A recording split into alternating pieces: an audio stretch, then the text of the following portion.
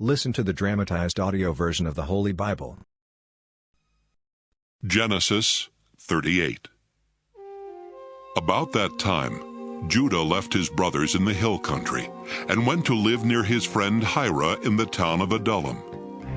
While there, he met the daughter of Shua, a Canaanite man. Judah married her, and they had 3 sons.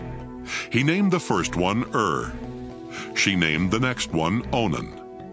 The third one was born when Judah was in Chezib, and she named him Shelah. Later, Judah chose Tamar as a wife for his oldest son. But was very evil, and the Lord took his life. So Judah told Onan, "It's your duty to marry Tamar and have a child for your brother." Onan knew the child would not be his, and when he had sex with Tamar, he made sure that she would not get pregnant. The Lord wasn't pleased with Onan and took his life too. Judah did not want the same thing to happen to his son Shelah, and he told Tamar, "Go home to your father and live there as a widow until my son Shelah is grown." So Tamar went to live with her father. Some years later, Judah's wife died, and he mourned for her. He then went with his friend Hira to the town of Timnah, where his sheep were being sheared. Tamar found out that her father-in-law Judah was going to Timnah to shear his sheep. She also realized that Shelah was now a grown man, but she had not been allowed to marry him. So she decided to dress in something other than her widow's clothes and to cover her face with a veil.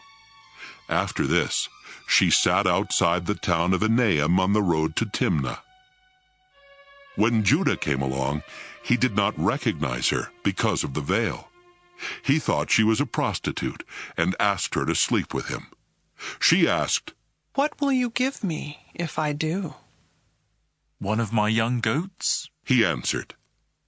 "What will you give me to keep until you send the goat?" She asked. "What do you want?" He asked in return. "The ring on that cord around your neck," was her reply. "I also want the special walking stick you have with you." He gave them to her. They slept together, and she became pregnant. After returning home, Tamar took off the veil and dressed in her widow's clothes again. Judah had his friend Hira take a goat to the woman, so he could get back the ring and walking stick, but she wasn't there. Hira asked the people of Enaim, "Where is the prostitute who sat along the road outside your town?" "There's never been one here," they answered. Hira went back and told Judah, "I couldn't find the woman, and the people of Enaim said no prostitute had ever been there."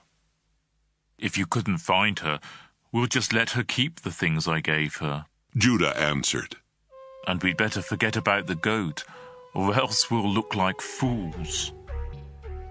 About 3 months later, someone told Judah, "Your daughter-in-law Tamar has behaved like a prostitute, and now she's pregnant." "Drag her out of town and burn her to death," Judah shouted. As Tamar was being dragged off, she sent someone to tell her father-in-law, "The man who gave me this ring, this cord, and this walking stick is the one who got me pregnant." "Those are mine," Judah admitted. "She's a better person than I am, because I broke my promise to let her marry my son Shelah." After this, Judah never slept with her again. Tamar later gave birth to twins, but before either of them was born, one of them stuck a hand out of her womb.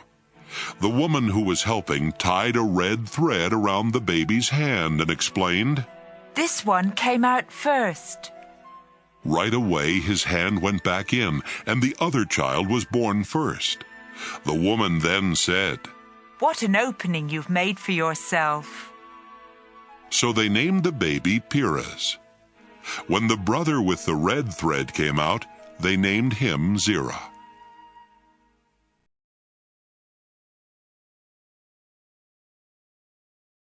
Like and share this to your families and friends. And You will start spreading the good news of God. If you like this video, don't forget to subscribe and click the notification button for daily video upload.